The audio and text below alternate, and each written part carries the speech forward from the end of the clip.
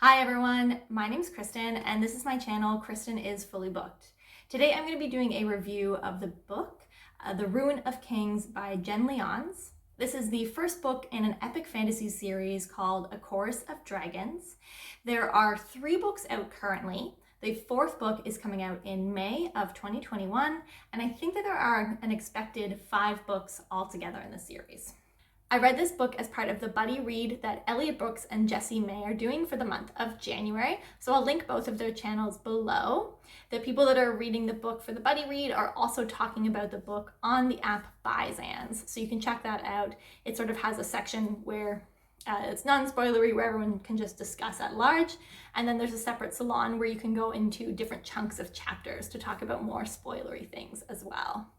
So to get started, The Ruin of Kings by Jen Lyons is definitely epic fantasy, and it is wild. This is one of the most bananas books I have read in a really long time. I would say all of the different pieces together are what you expect out of fantasy, out of epic fantasy in particular, and almost like every single piece that could potentially be in epic fantasy is in this book. And the author has arranged the pieces in a very interesting and wild way. The main character, Kieran, is a 15-year-old teenage boy who is adopted and lives in sort of the slums or the Velvet Quarter of the capital city of an empire.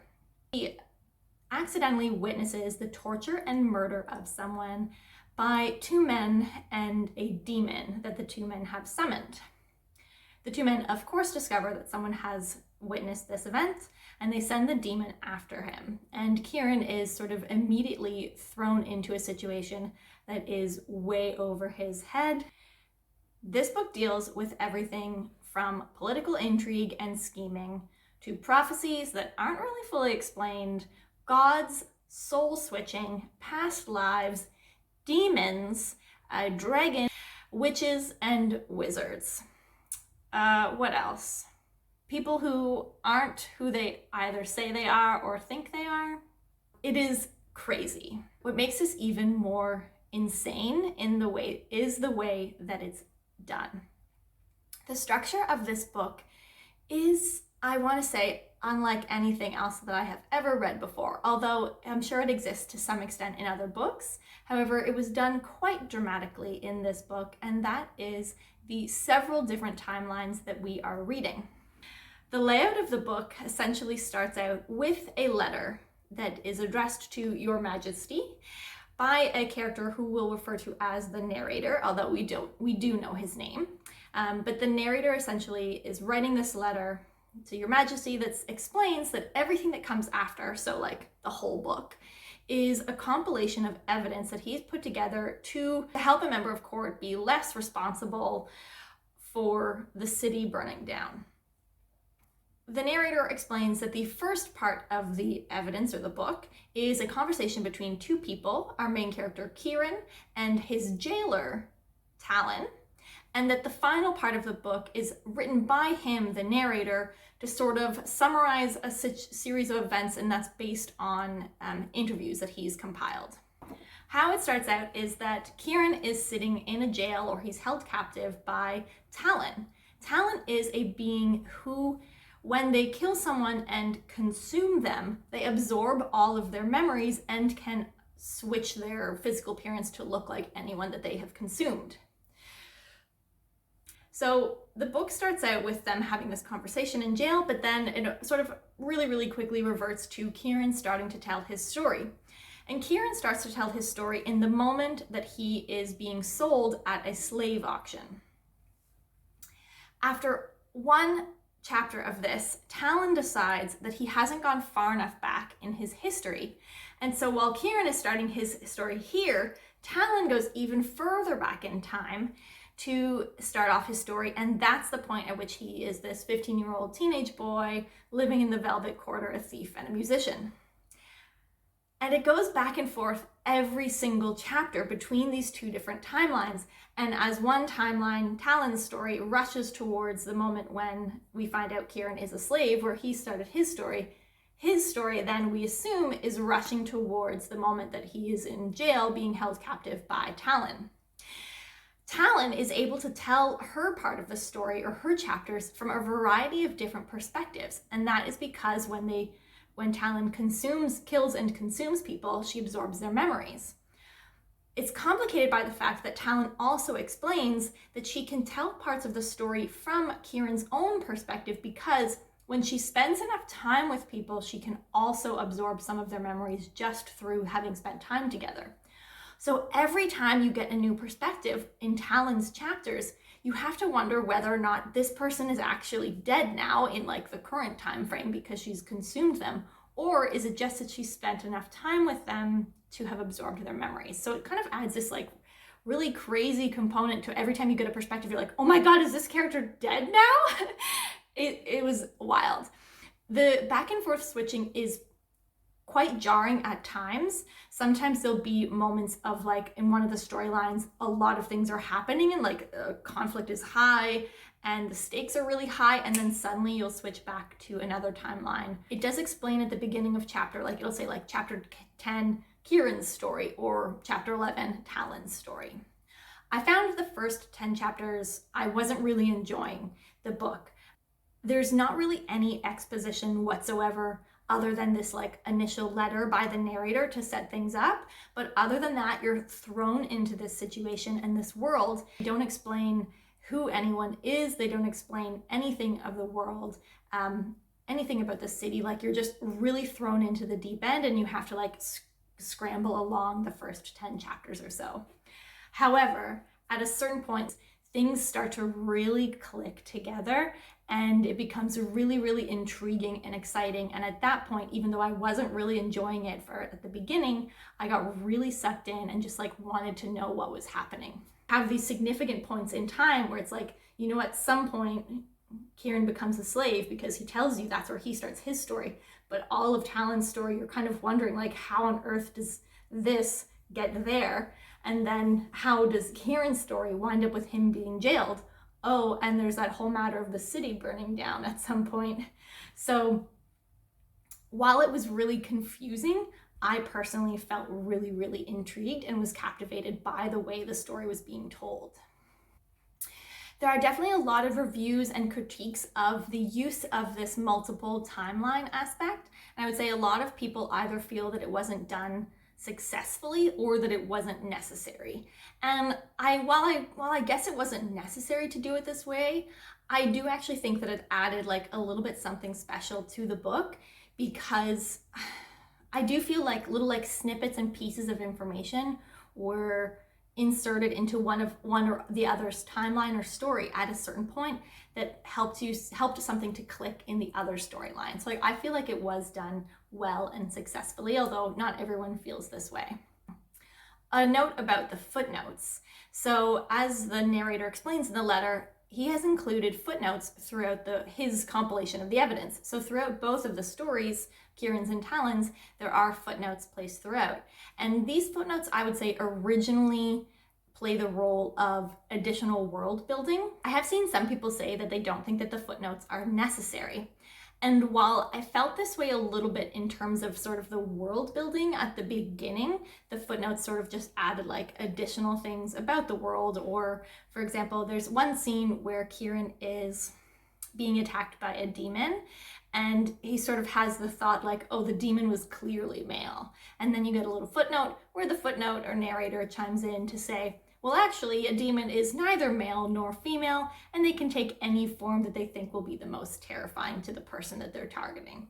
So it's like not 100% necessary, but maybe nice. And they do sort of fill in, like, sometimes they'll talk about like history or when the people who are telling the story don't know something, or when they're getting it wrong and it's just like common belief, the narrator will actually correct the real thing, which is kind of interesting. However, the footnotes become very necessary, or at least important, in my opinion, when the narrator himself enters into one of the plots and timelines.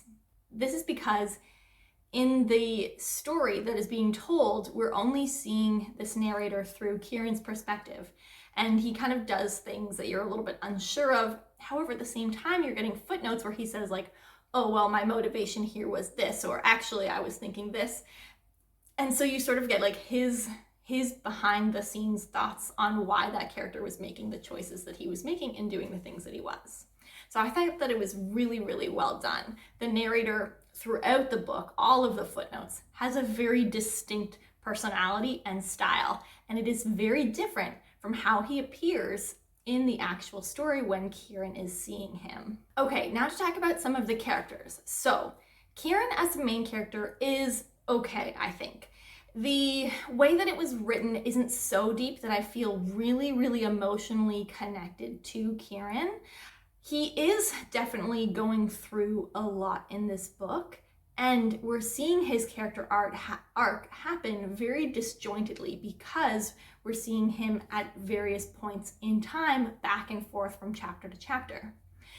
Kieran definitely responds to situations that are outside of his control, and when things don't go his way, he tends to respond with anger. There's times throughout the book where he's quite jaded and bitter about certain things, times when he feels like he doesn't have any control, and I would definitely say this is accurate. And I think that it's understandable for him to be sort of pouty and jaded and bitter. He does have some pretty snarky, witty quips throughout, in particular back and forth between one character, his sort of, I would say the opposite of a frenemy, where it's like he and this character are probably actually best friends, but they sort of pretend that they hate each other and aren't. Well, Kieran pretends that he isn't attracted to his best friend, and he 100% is. I'm looking forward to seeing where that goes in the future. You still really feel yourself rooting for him, even though you're not really sure what you're hoping that he'll achieve. And I feel like that comes from this prophecy that's not really explored. Kieran is quite reactionary throughout the book. He doesn't really have a lot of agency or control over what's happening. So he's not really directing the plot. However, I think that this will change in the future. The rest of the characters are moderately explained. Definitely the characters that are most close to Kieran are explained in a little bit more depth. We also get some of their point of views through Talon's story, because either they are now dead or because Talon has spent enough time with them. And so that helps to build the depth of those other side characters as well. I would like to see more is the relationships between characters further explained, and I don't necessarily mean the romantic relationships, although I am someone who enjoys when romantic relationships are explored as like a subplot in the book. That's not a huge factor in this book. I think there's the possibility of romantic relationships being developed, but Kieran does have relations with people throughout the book. It's just stated and then this was happening, but it's not really the main focus, and that's okay for this book. But more his relationships between other people who are important to him. I would like to see more of that. There is one character who we're sort of told that is really, really important to Kieran in one of the timelines. However, we never really get to see why it's important, although we technically know why this person is important to him. We're never shown that.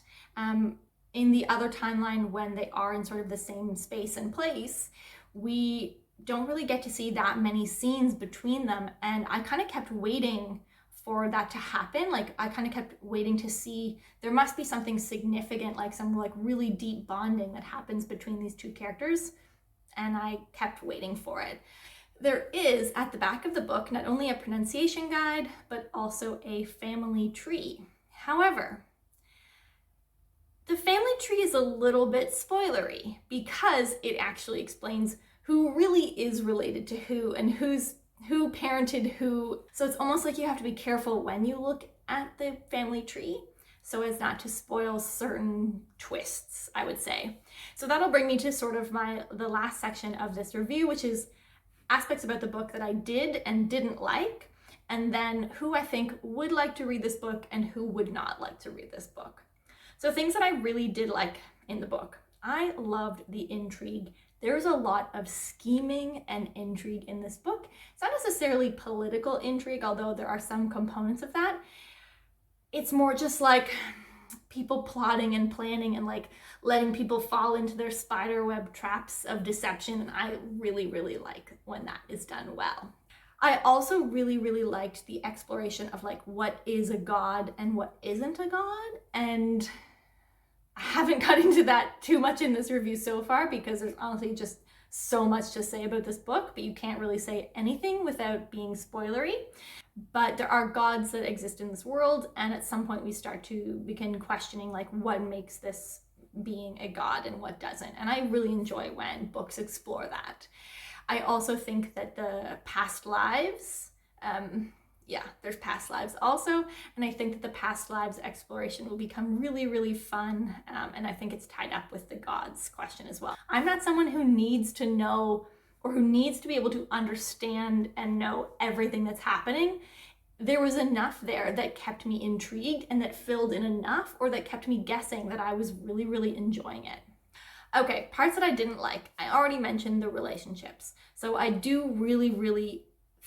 not like the surface level of some of the relationships, and I wish that they had been explored a lot more in greater depth, or at least that we got to see actions and moments between characters that explained why their relationship was of import.